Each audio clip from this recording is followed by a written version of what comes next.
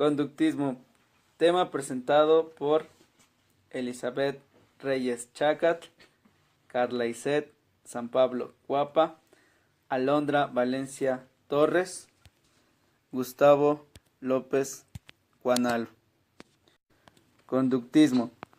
Se conoce como conductismo a la corriente que dentro de la psicología fue desarrollada primeramente por el psicólogo John Watson hacia finales del siglo XIX y que consiste en el empleo de procedimientos estrictamente experimentales para estudiar el comportamiento humano observable, es decir, lisa y llanamente la conducta que despliega una persona, y lo hará entendiendo al entorno de este como un conjunto de estímulos-respuesta. Iván Petrovich Pavlov fue un fisiólogo ruso muy conocido por sus experimentos con perros, que dieron lugar a lo que hoy en día se conoce como condicionamiento clásico. El condicionamiento clásico o pavloviano es el tipo de aprendizaje asociativo más básico, en el que un organismo responde a un estímulo ambiental, originariamente neutro, con una respuesta automática o refleja. Los descubrimientos de Pavlov se estudian en todas las universidades de psicología y ciencia de la educación, pues es uno de los temas más introductorios de ambas carreras y es uno de los principios básicos del aprendizaje. John Watson nació en Garbage, California del Sur, Estados Unidos en 1878 y falleció en Nueva York en 1958. Estudió en la Universidad de Chicago y se graduó en 1903.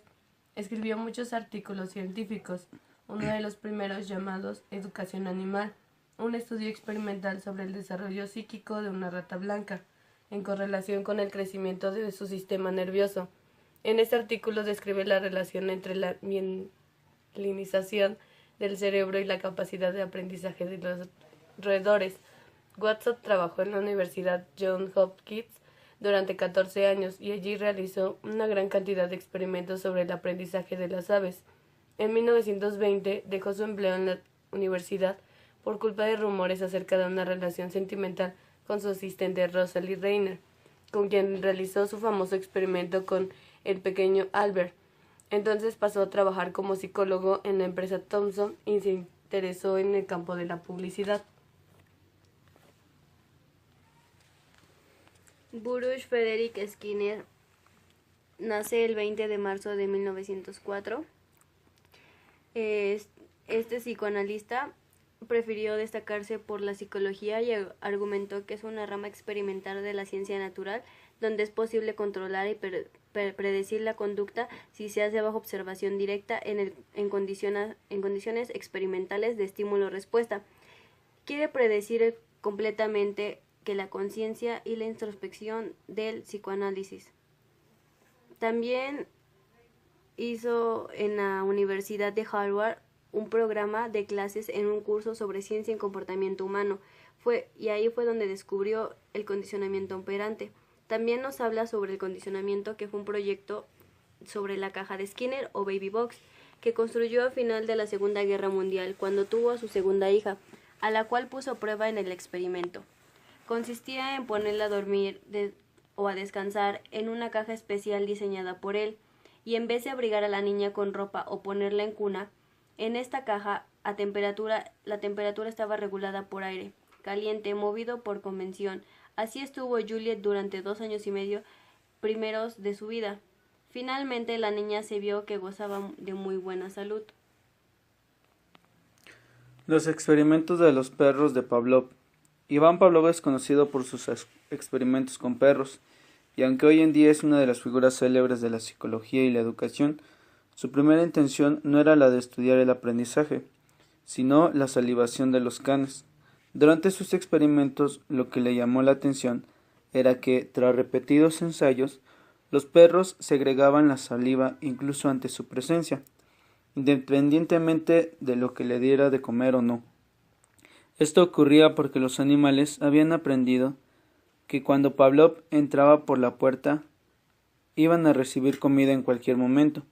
A partir de este descubrimiento, el fisiólogo ideó una serie de experimentos en los que hacía sonar una campana justo antes de entregarle la comida al perro para medir la producción de la saliva.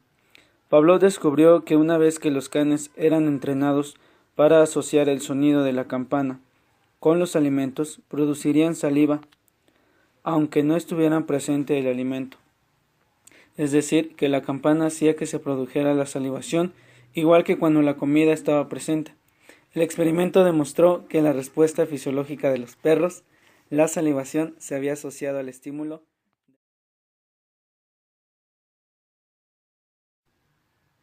Estímulo. Ese es el término, se refiere a cualquier señal e información o evento que produce una reacción de un organismo, respuesta a cualquier conducta de un organismo que surge como reacción a un estímulo.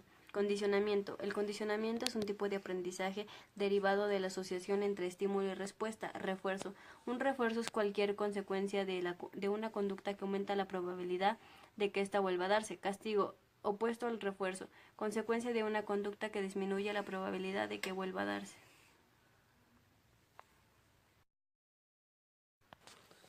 Diferencia entre condicionamiento clásico y operante. La diferencia principal entre el condicionamiento clásico y el operante es que el primero se refiere al aprendizaje de información sobre un estímulo, mientras que el segundo implica un aprendizaje sobre las consecuencias de la respuesta. Skinner opinaba que la conducta era mucho más fácil de modificar si se manipulaban sus consecuencias que si simplemente se asociaban estímulos a esta, como sucede en el condicionamiento clásico. El condicionamiento clásico se basa en la adquisición de respuestas reflejas, con lo cual explica una menor cantidad de aprendizajes y sus usos son más limitados que los del operante, ya que éste hace referencia a conductas que el sujeto puede controlar a voluntad.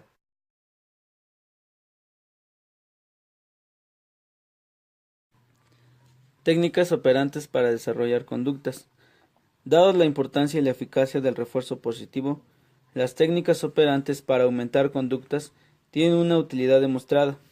A continuación, describiremos los más relevantes de entre estos procedimientos. 1. Técnicas de instigación. Se consideran técnicas de instigación aquellas que dependen de la manipulación de estímulos discriminativos para aumentar la probabilidad de que se dé una conducta. Este término incluye las instrucciones que incrementan determinadas conductas, la guía física, que consiste en mover o colocar partes del cuerpo de la persona entrenada, y el modelado, en que se observa a un modelado realizando una conducta para poder imitarlo y aprender cuáles son sus consecuencias. Estos tres procedimientos tienen en común que se centran en enseñar directamente al sujeto cómo tiene que realizar una acción determinada, sea verbal o físicamente. 2. Moldeamiento. Consiste en acercar gradualmente una conducta determinada a la conducta, empezando por una respuesta relativamente parecida que el sujeto pueda realizar y modificándola poco a poco. Se lleva a cabo por pasos, a los que se aplica reforzamiento. El moldeamiento es considerado especialmente útil para establecer conductas en sujetos que no se pueden comunicar verbalmente, como las personas con discapacidad intelectual profunda o los animales.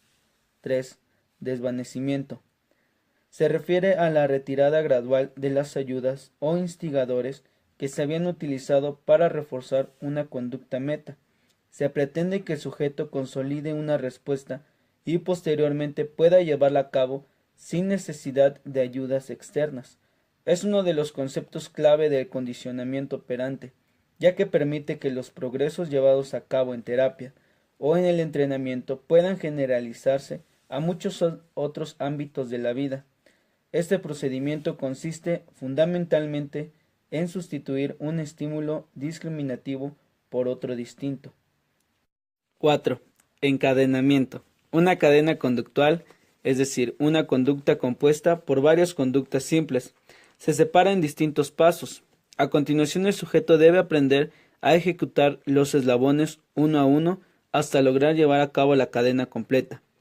El encadenamiento puede realizarse hacia adelante o hacia atrás y tiene como peculiaridad que cada eslabón refuerza al anterior y funciona como estímulo discriminativo del siguiente.